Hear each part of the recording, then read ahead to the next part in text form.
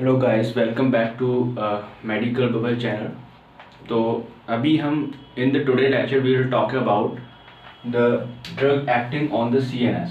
CNS मतलब brain की activity, that is the central nervous system. Central nervous system, ठीक है। तो सेंट्रल नर्वस सिस्टम के ऊपर जो ड्रग्स एक्ट करती हैं उनके बारे में पढ़ते हैं। तो कौन कौन सी ड्रग्स होती हैं उनको उनका हम जो स्टडी करते हैं, that is general anaesthetics, ethyl and methyl alcohols. Okay, general anaesthetics लिखा हुआ है, एनेस्थेटिक्स। तो एनेस्थीसिया जो जनरली हम देते हैं वो anaesthetics. Then next is the ethyl and methyl alcohol. फिर उसके बाद हम पढ़ते हैं सेडेटिव्स एंड द हिप्नोटिक्स, ठीक है। सबके बारे में डिटेल पढ़ेंगे। Then number D is the antiseptic and the drugs, anti-epileptic drugs and anti-Parkinson's drugs, ठीक है। तो जनरल एनेस्थेटिक्स हो गया, मिथाइल एल्कोहल और इथाइल एल्कोहल हो गया, सेडेटिव हिप्नोटिक्स हो गया। एंटी एपिलेप्टिक ड्रग्स के बारे में पढ़ेंगे, एंटी पार्किंसंस ड्रग्स हो गई, ठीक है। Used drug in the mental illness, ठीक है। ऐसी ड्रग जो मेंटल इलनेस में हम यूज करते हैं उनके बारे में पढ़ेंगे। तो जो मेंटल इलनेस को ड्रग्स को यूज करते हैं, दैट इज एंटी साइकोटिक्स। हम एक जो क्लासिफिकेशन पढ़ते हैं ड्रग्स का classification, that is the anti psychotics. फिर एंटी मैनिक्स ड्रग्स के बारे में भी पढ़ेंगे, anti depressant and anti anxiety, ठीक है। तो ये चार हमारी क्लासिफिकेशन है जो कि हम मेंटल इलनेस में उसको ट्रीट करने के लिए करते हैं, that is anti psychotic, anti manics, anti depressant and anti anxiety. ना और क्या पढ़ते हैं, हमें ओपियोइड्स पढ़ते हैं, ओपियोइड एनाल्जेसिक, एंटीगोनिस्ट के बारे में पढ़ेंगे, और सीएनएस स्टिमुलेंट्स के बारे में पढ़ेंगे, और कोऑग्निशन एनहांसर्स के बारे में पढ़ेंगे। तो in today's lecture we will talk about briefly about sedative and hypnotics. जो आज के लेक्चर्स में हम लेंगे वो क्या है, हम सेडेटिव और हिप्नोटिक्स के बारे में डिटेल स्टडी करेंगे, ठीक है। ओके, एक एक लेक्चर में हम एक एक ड्रग्स के फार्माकोकाइनेटिक्स और उसके एक्शंस वगैरह को पढ़ते जाएंगे, ठीक है। तो सबसे पहले this is the broad classification.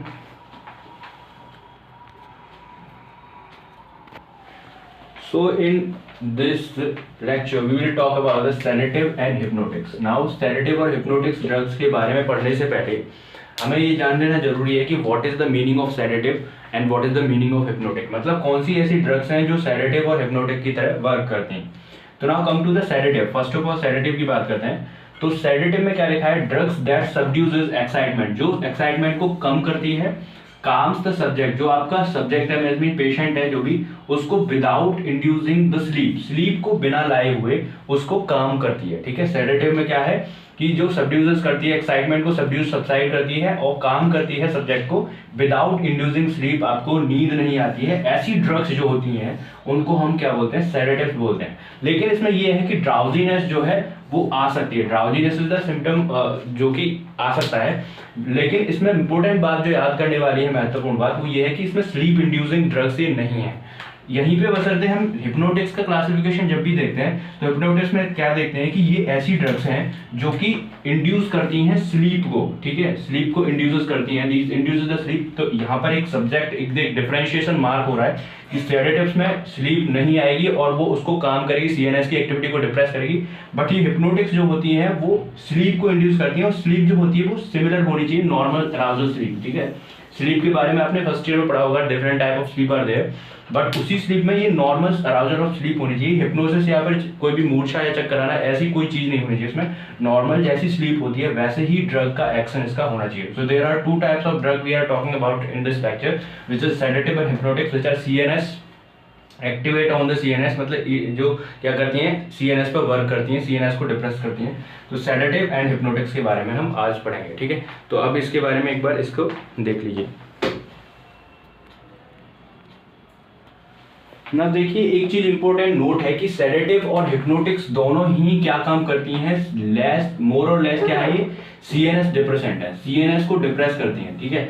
चाहे तो आपकी हिप्नोटिक हो, चाहे आपकी हिप्नोटिक हो या फिर आपकी क्या हो, सेडेटिव हो, दोनों का जो फंक्शन है, वो क्या है, सीएनएस डिप्रेसेंट है, ठीक है, सीएनएस डिप्रेसेंट है।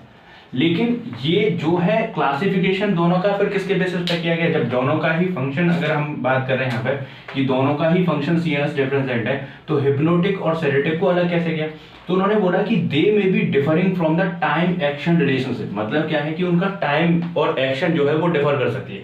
एक्शन ऑफ टाइम मतलब कि किसी का मान लो हिप्नोटिक का टाइम जो है वो ज्यादा हो सकता है एज कंपेयर टू सेडेटिव, तो ऑन द टाइम की बेसिस पर कि एक्शन कितना टाइम में कर रहा है वो, उसके बेसिस पर इसको हमने हिप्नोटिक और सेडेटिव को हमने देखा है। नाउ नेक्स्ट हम क्या पढ़ने वाले हैं, क्लासिफिकेशन ऑफ ड्रग्स, कौन कौन सी क्लासिफिकेशन इसमें आती है, कौन कौन सी ड्रग्स इसमें आती हैं। ओके,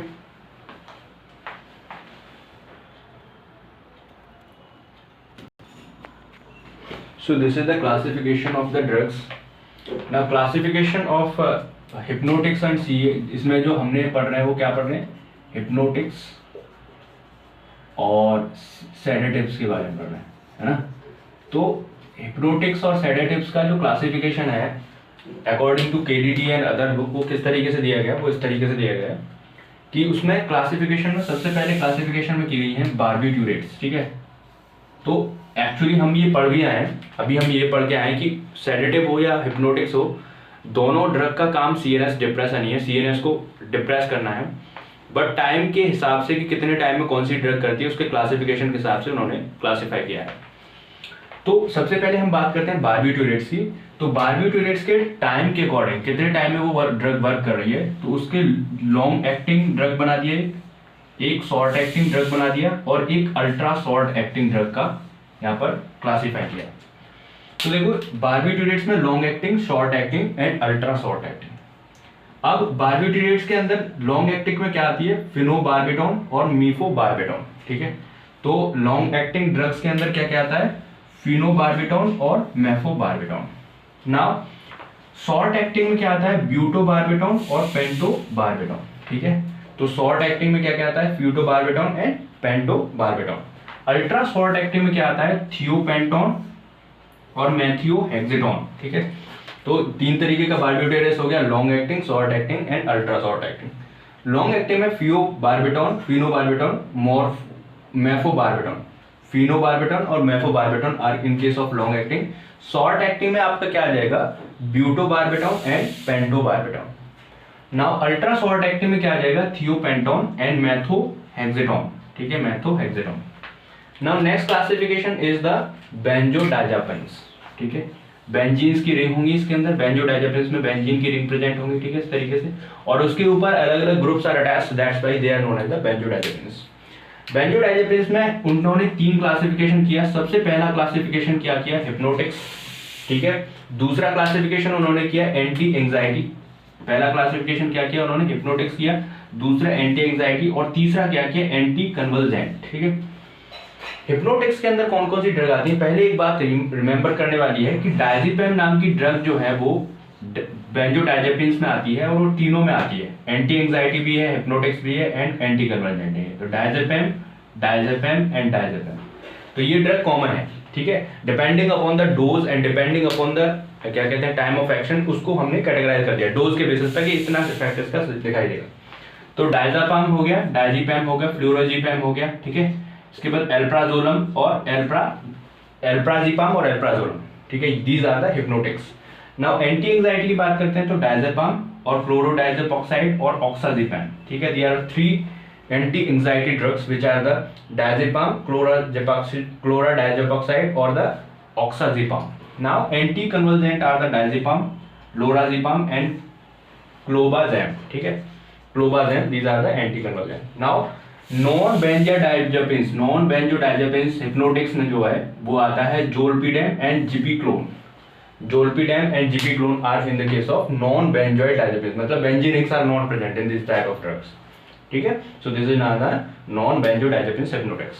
नाउ मेलेटोनिन रिसेप्टर, ये एक ही ड्रग है, बहुत इंपॉर्टेंट है. मेलेटोनिन जो है हमारा सर्काडियन रिदम वाला हार्मोन, उसको एगोनिस्ट है, उसको बढ़ाने के लिए, ठीक है. तो क्या है ये, रेमेल्टियोन, ठीक है, रेमेल्टियोन नाम से आती है. रेमेल्टियोन नाम से क्या है, मेलेटिन रिसेप्टर एगोनिस्ट. सबके बारे में डिटेल पढ़ेंगे, ये क्लासिफिकेशन है बस. अदर्स में जो है आपको पढ़ना होता है वो है chloral hydrates and opioids. Chloral hydrates and opioids are in case of the other drugs. So this is the classification, broad classification. which is given here hypnotics and of sedatives.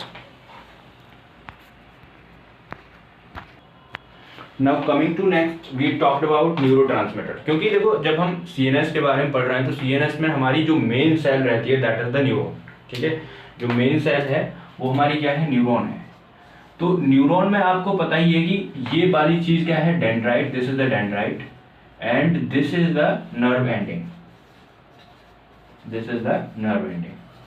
तो क्या होता है कि जो भी न्यूरोट्रांसमीटर यहाँ पर डाला जाता है दूसरी न्यूरॉन के द्वारा, वो ट्रांसफर होके यहाँ पर आता है और यहाँ से फिर वो ट्रांसफर होता है, नया न्यूरोट्रांसमीटर नर्व एंडिंग से निकलता है, इस तरीके से सिग्नल आगे की तरफ भेजा जाता है। ये हम फर्स्ट ईयर में पढ़ चुके हैं, नॉर्मल फिजियोलॉजी।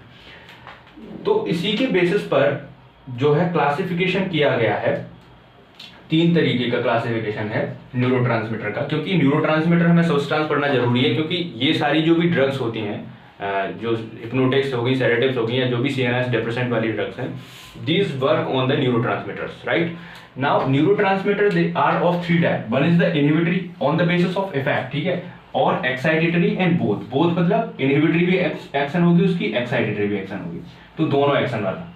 तो अब देखो न्यूरोट्रांसमीटर जो इनहिबिटरी है, दीज आर द गाबा, ठीक है, जो कि गाबा है, ग्लाइसिन है एंड डोपामिन है। ये 3 तरीके का आपका जो है न्यूरोट्रांसमीटर आर द, क्योंकि गाबा हम आगे अभी देखेंगे फार्माकोकाइनेटिक्स में, हिप्नोटिक्स और सेडेटिव्स की, तो उसमें गाबा काफी ज्यादा यूज किया जाएगा, तो वहां पे कंफ्यूजन होगा। तो पहले हम ये देख लेते हैं कि न्यूरोट्रांसमीटर कौन कौन से होते हैं। तो GABA, glycine and dopamine are the inhibitory. That means इसका काम क्या होगा, इसका काम कि ये वाला हार्मोन जो होगा, सॉरी ये वाला जो न्यूरोट्रांसमीटर होगा, हार्मोन नहीं न्यूरोट्रांसमीटर, वो क्या करेगा, CNS की एक्टिविटी को कम करेगा, डिक्रीज करेगा। तो CNS की एक्टिविटी को डिक्रीज कर रहा है, that's why these are the inhibitory effect. Excitatory effect आपके पढ़ते हैं glutamate and aspartate, these are the CNS को पॉजिटिव इफेक्ट देते हैं, CNS को स्टिमुलेट कराते हैं, that means these are the excitatory neurotransmitter.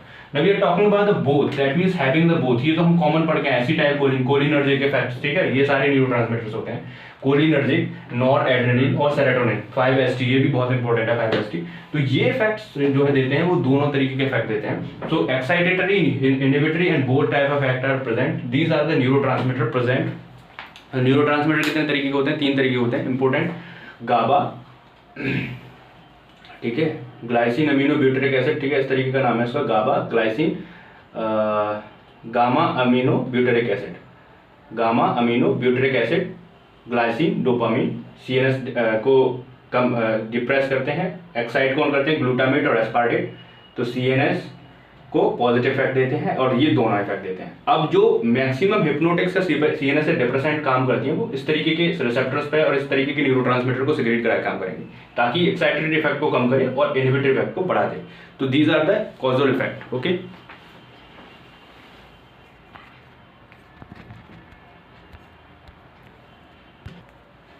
तो यहाँ पर हम देख रहे हैं ये जो ड्रग है, वो जो भी ड्रग है, मान लो हिप्नोटिक और सेडेटिव, वो क्या करती है, डोज डिपेंडेंसी है। मतलब अगर हम डोज कम दे रहे हैं तो सेडेशन इफेक्ट करेगी, और डोज को बढ़ा दिया थोड़ा सा हमने तो वो स्लीप इंड्यूस कर सकती है, और ज़्यादा डोज को अगर हम बढ़ा दे रहे हैं तो वो एनेस्थीसिया की तरह वर्क कर सकती है, और ज़्यादा अगर हमने डोज को उसको इन्हांस कर दिया, इंक्रीज कर दिया ना, तो कोमा तक ले जा सकती है। तो डोज डिपेंडेंसी वाली ड्रग है ये। अब हम इसमें बेंजोडाइजेपिन्स की बात कर लेते हैं। सबसे पहले we are talking about the benzodiazepines. Benzodiazepines में आप पढ़ के आए हिप्नोटिक्स, एंटी एंग्जाइटी और क्या था आपका एंटी कन्वर्जेंट। उसमें से हमने कुछ एग्जांपल जैसे मान लो डायजेपैम और अल्प्राजोलम एटसेट्रा, ये सारी ड्रग्स रहती हैं। तो इसका फार्माकोलॉजिकल एक्शन क्या रहता है, what is the pharmacological action of these drugs, benzodiazepines, ठीक है। नाउ ड्रग जो कोई भी उठा ली हमने, मान लो बेंजोडाइजेपिन्स की बात करी, तो बेंजोडाइजेपिन कोई भी ड्रग है, वो क्या करेगी, स्पेसिफिक गाबा रिसेप्टर पर क्या हो जाएगी, बाइंड करेगी। अब अभी हमने नेक्स्ट में क्या पढ़ा था कि जो गाबा रिसेप्टर होता है वो क्या होता है, CNS इनहिबिटर होता है, मतलब CNS को इनहिबिटरी इफेक्ट शो करता है। तो CNS इनहिबिटरी न्यूरोट्रांसमीटर है, न्यूरोट्रांसमीटर।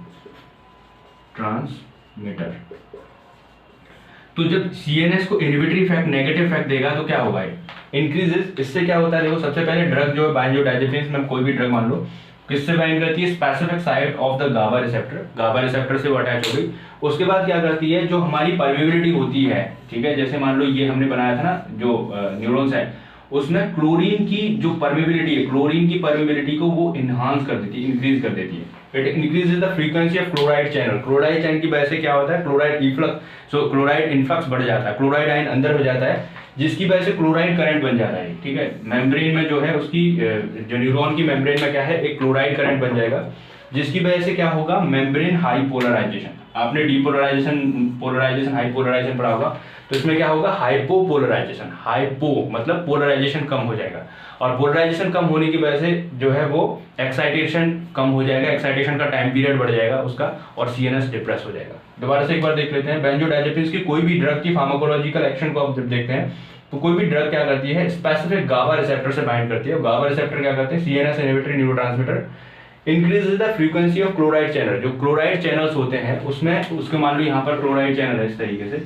तो क्लोराइड चैनल को एनहांस कर देगी, और यहाँ पर नेगेटिव चार्ज जो है बहुत ज्यादा बढ़ जाएगा, जिससे क्या होगा, एक क्लोराइड करंट जो है जनरेट हो जाएगा, और जिसकी वजह से मेम्ब्रेन की जो मेम्ब्रेन है, ये जो मेम्ब्रेन है इसके अंदर क्या हो जाएगा, हाइपोपोलराइजेशन। हाइपो मतलब कम, पोलराइजेशन कम पोलराइजेशन हो जाएगा, जिसकी वजह से क्या होगा, जो एक्साइटमेंट का जो पोलराइजेशन पीरियड है वो इंक्रीज हो जाएगा, और पोलराइजेशन पीरियड इंक्रीज हो जाएगा तो दैट मींस एक्साइटेशन पीरियड कम हो जाएगा, और this will lead to ultimately CNS depression. तो नेक्स्ट जो है उसमें हम आगे की और भी ड्रग्स और उनके सेपरेटेड ड्रग्स के बारे में पढ़ेंगे। तो ये थोड़ा सा एक ब्रीफ डिस्क्रिप्शन था for the hypnotics and sedatives. उसमें भी हमने बेंजोडाइजेपिन्स की बात करी अभी, तो अभी हमारे बार्बिट्रेट्स और बाकी मेलेटोनिन वगैरह एगोनिस्टिक बचे हैं, तो we will talk in the next. अगर आप चैनल पर नए हैं तो सब्सक्राइब करिए, बेल आइकन को प्रेस करिए, और आपको अगर वीडियो लगती है कमेंट सेक्शन में भी बता सकते हैं, और अगर नए हैं तो सब्सक्राइब करिए। Thank you very much.